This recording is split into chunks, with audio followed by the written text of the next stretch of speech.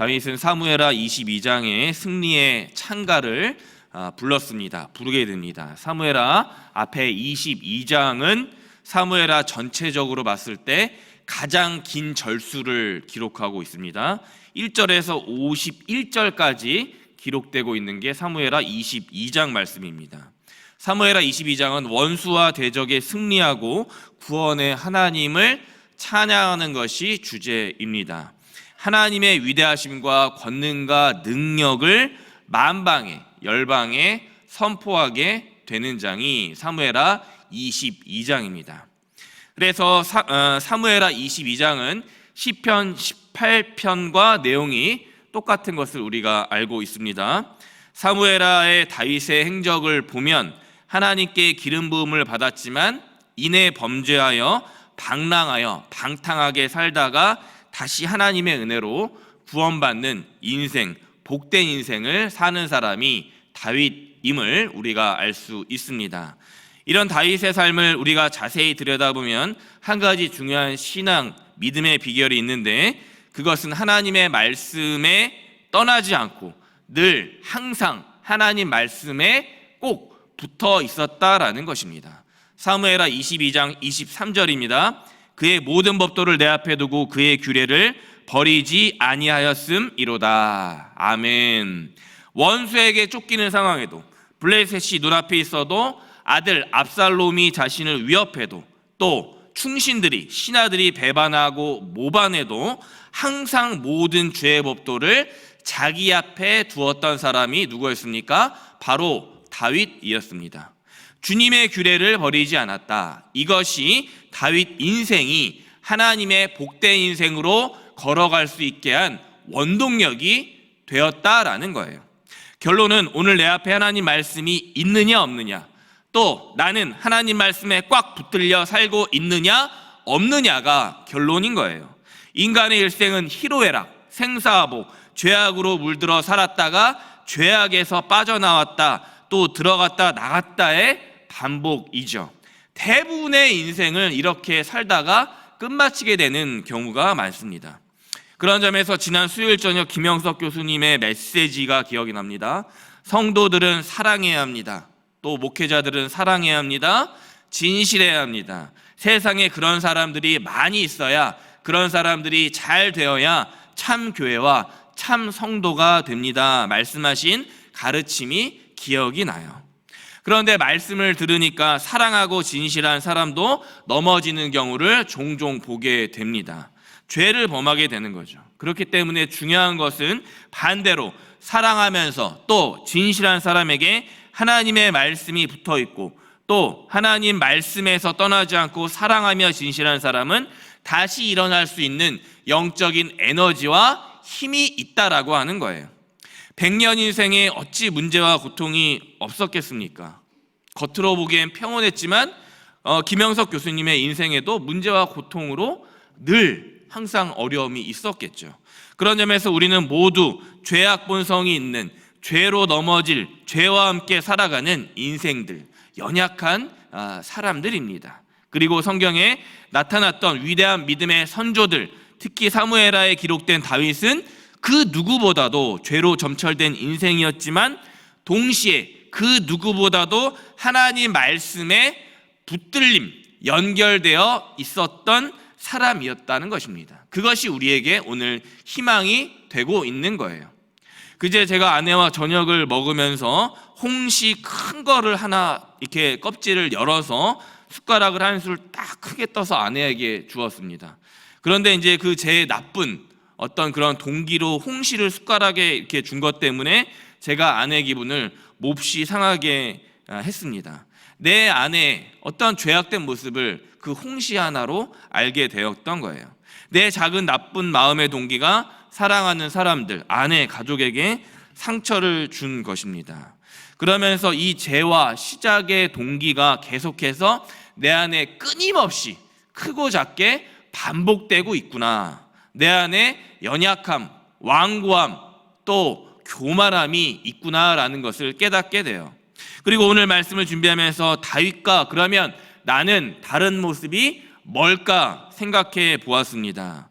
다윗은 죄를 범했습니다. 그러나 하나님 말씀에 붙어 있었고, 저 같은 경우는 죄를 범했지만 하나님 말씀에 붙어 있지 않을 때가 많다라는 거예요. 하나님 말씀에 멀리 떨어져 있을 때가 많다라는 게 저와 우리들의 모습입니다. 여러 가지 이유와 바쁘다는 핑계, 계속 저 스스로를 자기 합리화하면서 말씀에 게을리하고 있는 저를 돌아보고 회개하고 있는 거예요. 그래서 오늘 사무엘하 23장 다윗의 마지막 말, 유언과도 같은 기록이 저와 우리들에게 큰 도전과 은혜가 되고 있는 것입니다. 1절에서 다윗은 자기 자신을 세 가지로 설명하고 있습니다. 첫째, 높이 세워진 자입니다. 둘째, 기름 부음 받은 자이며, 마지막 셋째, 노래를 잘하는 시인입니다 라고 자기 자신을 말씀하고 있어요. 이 세 가지 다윗에 붙여진 수식어는 다윗의 인생을 아주 잘 대변하고 있습니다. 그런데 오늘 사무엘하 23장 말씀에 하나님을 향한 다윗 자신이 자신을 하나님 은혜 가운데 선포한 진실된 말은 2절 말씀입니다. 제가 한번 읽겠습니다. 여호와의 영이 나를 통하여 말씀하시며 그의 말씀이 내 혀에 있도다. 아멘.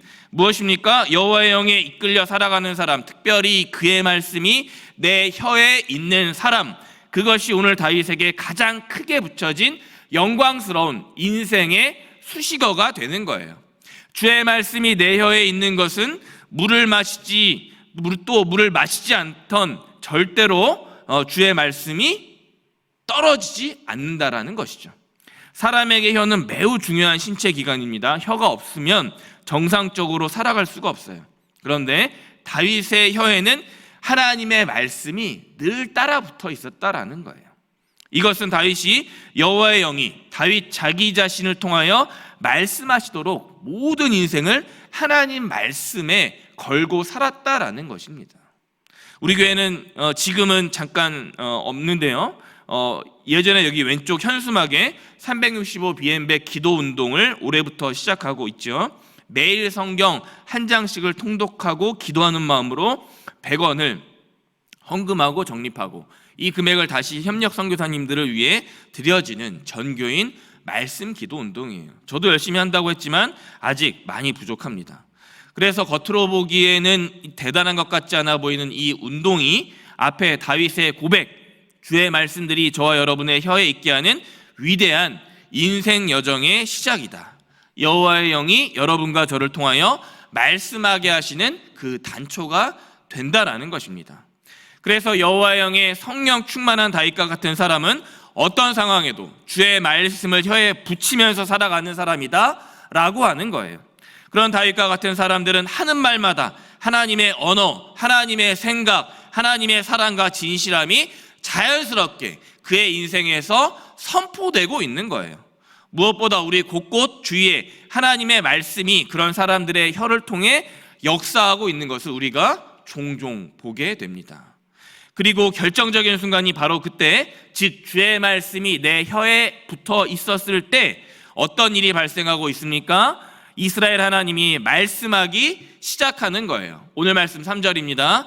이스라엘 하나님이 말씀하시며 이스라엘의 반석이 내게 이르시기를 사람을 공의로 다스리는 자, 하나님을 경외함으로 다스리는 자요. 아멘.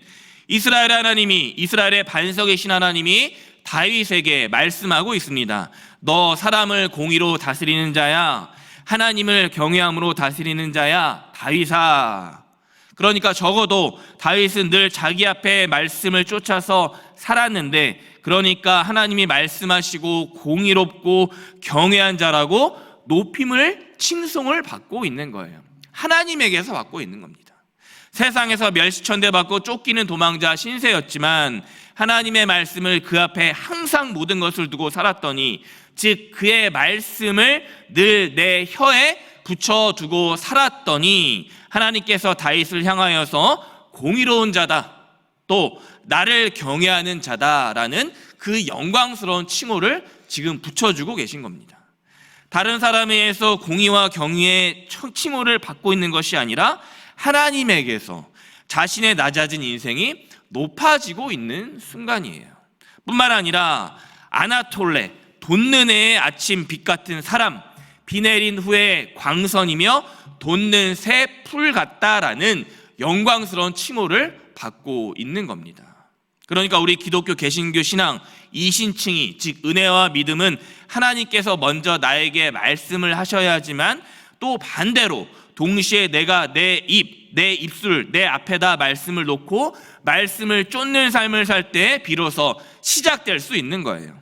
결국 말씀이 중심이 되고 말씀이 기초가 되고 말씀이 반석 위에서 굳건히 서 살아가는 자들만이 다윗같이 인생의 파도가 밀려온다 할지라도 그 파도를 넉넉히 하나님 은혜 가운데에서 극복하고 돌파할 수 있는 것입니다. 말씀을 맺습니다. 비록 다윗 인생이 풍파 많고 굴곡진 험악한 인생을 살고 있지만 다윗은 오늘 말씀 5절에서 이렇게 자신을 고백하고 있습니다. 내 집이 하나님 앞에 이같지 아니하냐. 하나님이 나와 더불어 영원한 언약을 세우사 만사에 구비하고 견고하게 하셨으니 나의 모든 구원과 나의 모든 소원을 어찌 이루지 아니하시랴. 아멘. 다윗의 집이 하나님 앞에서 말씀 앞에서 돋는 해 광선 새 풀이었던 것처럼 저와 여러분의 가정, 집 모든 것이 하나님 앞에 다윗의 집처럼 그런 길을, 이런 복된 길을 걸어야 하지 않겠습니까? 영원한 언약 말씀이 우리 가정과 집 일터에 하나님이 세우심으로 말미암아 만사에 구비하고 견고하게 하나님께서 이끌어 가시도록 할 때 우리가 기도하는 모든 구원과 모든 소원이 이루어지기 시작한다라는 것입니다. 부디 바라옵기는 하나님의 말씀으로 통치받고 하나님의 말씀이 저와 여러분의 혀에 늘 붙어 있고 어디에 있든 무엇하든 하나님 말씀에 꽉 붙들려 있는 견고한 흔들림 없는 성도들이 되어야 합니다. 바로 그때 하나님께서 저와 우리를 공의로운 자, 하나님을 경외하는 자로 친히 높이실 것이며 우리의 모든 구원과 우리의 모든 소원을 반드시 이루시기 때문입니다. 주일을 준비하는 토요일 아침에 그런 다윗의 모습 따라가시는, 또 말씀을 따라 쫓아가시는 저와 여러분들 모두 되시길 이 시간 간절히 축원합니다. 아멘. 기도하겠습니다. 하나님이 나와 더불어 영원한 언약을 세우사 만사에 구비하고 견고하게 하셨으니 나의 모든 구원과 나의 모든 소원을 어찌 이루지 아니하시랴. 아멘. 하나님, 토요일 아침 생명의 말씀으로 우리의 심령을 일깨우시니 감사합니다.